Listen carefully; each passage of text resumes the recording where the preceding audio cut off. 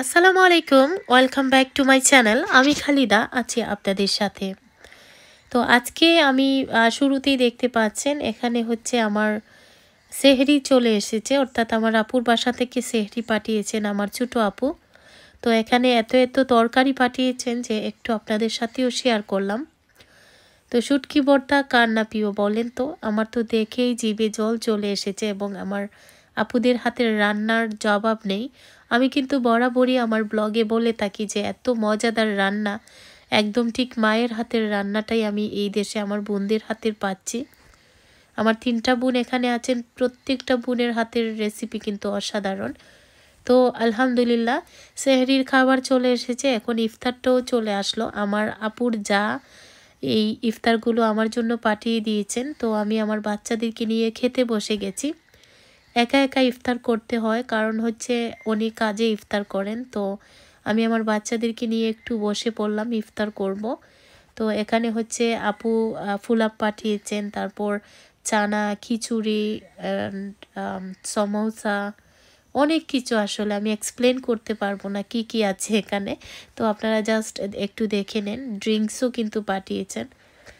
তো এই আন্তরিকতাটা কিন্তু এই দেশে সবার মধ্যে আছে আলহামদুলিল্লাহ, কারণ আমরা কিন্তু একে অপরকে ইফতার করাই। কারণ একটা খেজুর দিয়েও কিন্তু ইফতার করানোতে অনেক বেশি সোয়াবের কাজ।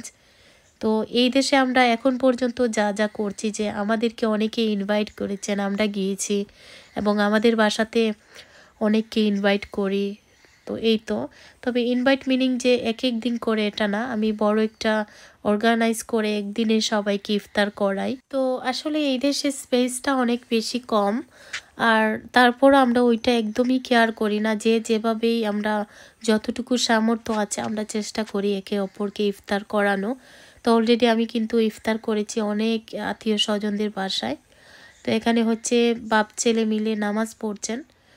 তো জাস্ট আমি একটু যাব এই দিকে, এখন রাস্তার মধ্যে তারা নামাজ পড়ছেন। সো এটা ভাববেন না যে মানে রুমের মধ্যে জায়গা নেই, রুমের মধ্যে তো অবশ্যই জায়গা আছে, বাট তারা হয়তো বা ভেবেছেন যে এদিকে আর কেউ আসবে না, আমরা এখানেই নামাজটা সেরে নেই। তো তারা বাবা ছেলে মিলে তারাবির নামাজ পড়ছেন। এদিকে আমার আরেকটা ছেলে ঘুমিয়ে আছে, আমার মেয়েটাও ঘুমিয়ে আছে। ঘুমিয়ে বলতে সে কিন্তু এখনও জাগ্রত এবং আমাকে মানে নক করছে বারবার।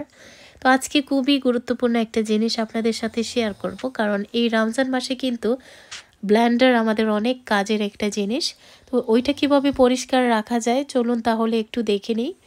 এখানে আমি নিয়েছি বেকিং পাউডার। তো বেকিং পাউডার নিয়েছি 1 চা চামচ, আর নিচ্ছি এখানে হোয়াইট ভিনেগার, যেটা আসলে রান্নাঘরের অনেক মানে বন্ধু বলা যায়, অনেক কাছের একজন বন্ধু। সব কাজেই আসলে এই ভিনেগারটা কাজে লাগে। তো একটু করে দিচ্ছি, মানে 1 টেবিল স্পুন হবে। তো এগুলো দিয়ে তারপর একটু মিক্স করে নিতে হবে। এইভাবে যদি রান্নাঘরের জিনিসপত্রগুলো ক্লিন করা যায় তাহলে কিন্তু এটা অনেকটা ব্যাকটেরিয়া মুক্ত হবে, আর হচ্ছে অনেক সুন্দর চকচকে ক্লিন হয়। এটার জন্যই আসলে আজকে আমি শেয়ার করলাম। তো লাস্টের দিকে যে জিনিসটা দিয়েছি সেটা হচ্ছে ডিশ ওয়াশিংয়ের যে লিকুইড আছে ওইটা, যে কোনো ডিশ ওয়াশার দিতে পারেন আপনারা। তো এখন আমি দেখাবো যে আমার ব্লেন্ডারের কি অবস্থা, কারণ আমি কিন্তু নর্মালি সবসময় আমার ব্লেন্ডারটা ইউজ করি না। তো এখন রমজান মাস এসেছে, আমি ব্লেন্ডারটা অবশ্যই আমার কাজের একটা জিনিস, তো আমি এটাকে বের করেছি। তো বের করার পর দেখছি যে অবস্থা খুবই সিরিয়াস।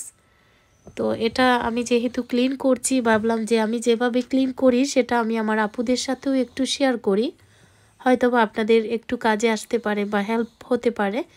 তো একটা টুথব্রাশ নিয়েছি, টুথব্রাশের সাহায্যে যদি ব্লেন্ডার ক্লিন করা যায় তাহলে কিন্তু একদম যে চিপার মধ্যে ময়লা আবর্জনাগুলো লেগে থাকে ওগুলো কিন্তু ক্লিন করা যাবে সহজে।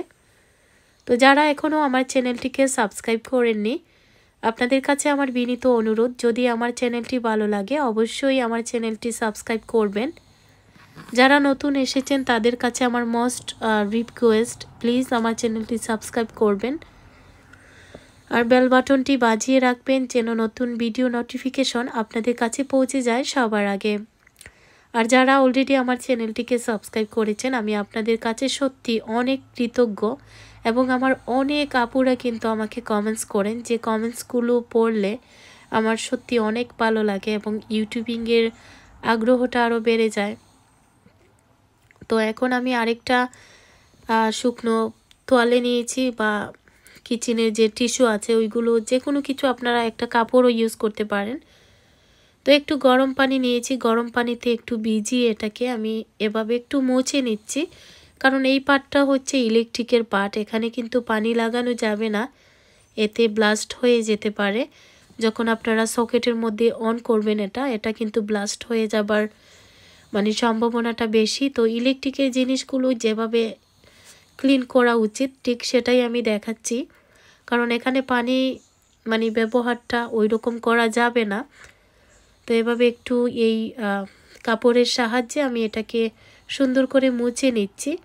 মুছে নেওয়ার পর আপনারা দেখতে পাচ্ছেন এটা কিন্তু যে এতটাই শাইনি করছে, এখন ক্যামেরাতে ওই রকম আসছে না, বাট এটা মানে রিয়েলি যেটা দেখছি আমি, যে এখানে কিন্তু একদম সুন্দর একটা শাইনি করছে, ময়লা আবর্জনা সব একদম দূর হয়ে গেছে মুহূর্তের মধ্যে। তো এরকম ইলেকট্রিকের জিনিসগুলো কিন্তু প্রতি সপ্তাহে একবার ক্লিন করা উচিত।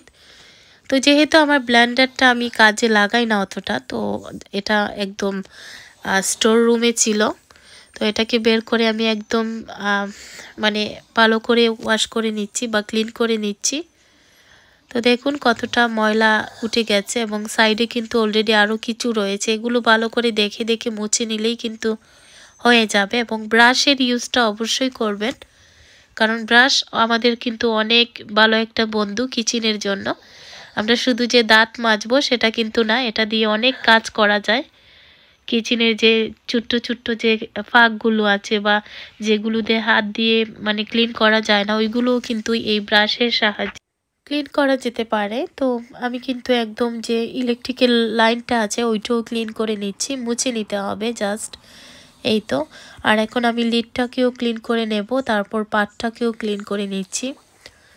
তো আপনারা অবশ্যই বাসায় এভাবে ট্রাই করে দেখবেন। আসলে আমি যেটা আমাকে হেল্প করবে আমি ওইটাই আসলে আপনাদের সাথে শেয়ার করি। আমি আজে বাজে এটা সেটা শেয়ার করতে একদমই পছন্দ করি না, যে কারণে আমার ভিডিওর যে যদি দেখে থাকেন আপনারা তাহলে বুঝতে পারবেন যে আমি অনেক ভিডিও কিন্তু আপলোড দিতে পারি না। তো আমার কাছে মনে হয় যে যেটা আমি ট্রাই করব, যেটা আমার মনে হবে যে না এটা শেয়ার করা উচিত, সেটাই আমি আপনাদের সাথে শেয়ার করব, যেন আপনাদের একটু হলেও উপকারে আসে। তো আমাকে অবশ্যই কমেন্টস করে জানাবেন যে আমার আজকের ভিডিওটি আপনাদের কাছে কেমন লাগলো, আর ভিডিওটি অবশ্যই শেষ পর্যন্ত দেখবেন।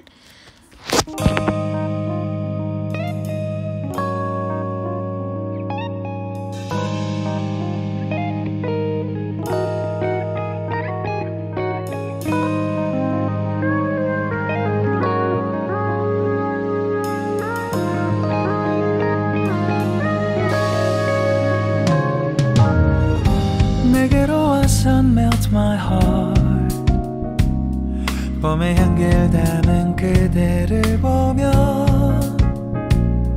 그냥 웃음만 짓게 돼 Don't know what to say You are just like one spring day 설레임을 주는 걸 언젠가부터였을까 기다림의 끝에 너를 만났고 모든 게 새로 느껴져 Something in my heart 이 맘 전하고 싶어 When you ring my valentine Sunny day you make my dream come true 행복한 너 그리고 나 우릴 비추고 With you by my side 멈춘 시간 속 서로가 마주하는 이곳 I can see you through a little far away